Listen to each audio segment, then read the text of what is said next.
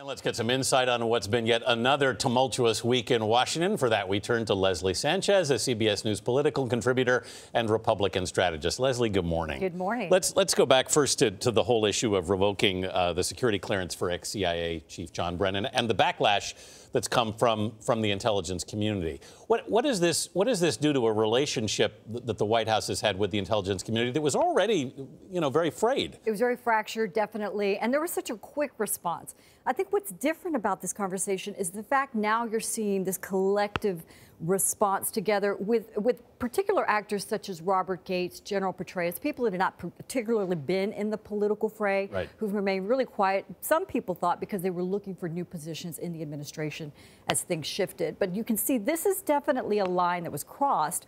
And the question is, what does the security clearance mean anymore when you have individuals, as we had earlier in the administration, working throughout the White House, looking at sensitive documents, who they themselves, including the president's family, did not have clearances. So security clearance has to mean something, and they're basically standing the line. But I guess the question, too, though, Leslie, is what kind of weight politically does this actually have in this particular administration? Because we know in other administrations what the answer to that question might be. Do we know what the answer is in the Trump White House? For anybody else, we know what the answer would be. This is all bets are off in this case. But you raise a very important point, because the Republican Party is built on a foundation of reverence for the military, the intelligence community, and it's really one of the legs of the old Reagan three-legged stool.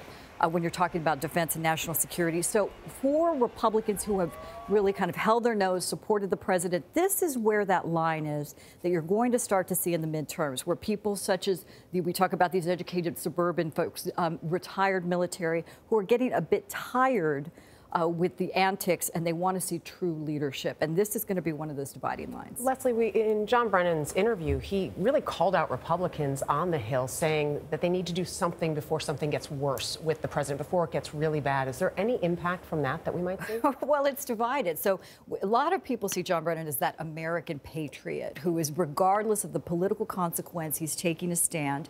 But you've seen Republicans basically, a few Republicans come together and stand by him. So what I've heard is you can't get agreement on where Republicans should be. Some people were frustrated that a handful of senators said anything, and others are frustrated that they didn't say enough. So again, we're very conflicted within the Republican Party in terms of what they see as true leadership. One thing that the Brennan story has managed to do is to knock Omarosa out of the headlines. That's so hard to do.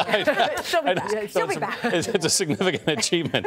But have the tapes that she's released and the threat of other tapes that is out there, have they actually done any real political damage, you think? No, not at all. I think people have already made up their mind about a true showmanship that is the Omarosa, as she calls herself.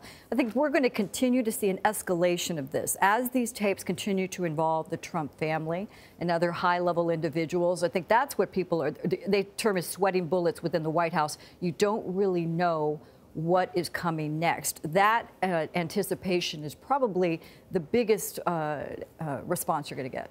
Meantime, you have the Paul Manafort trial, and you had President Trump weighing in on that, telling reporters in part, quote, "It's very sad what they've done to Paul Manafort."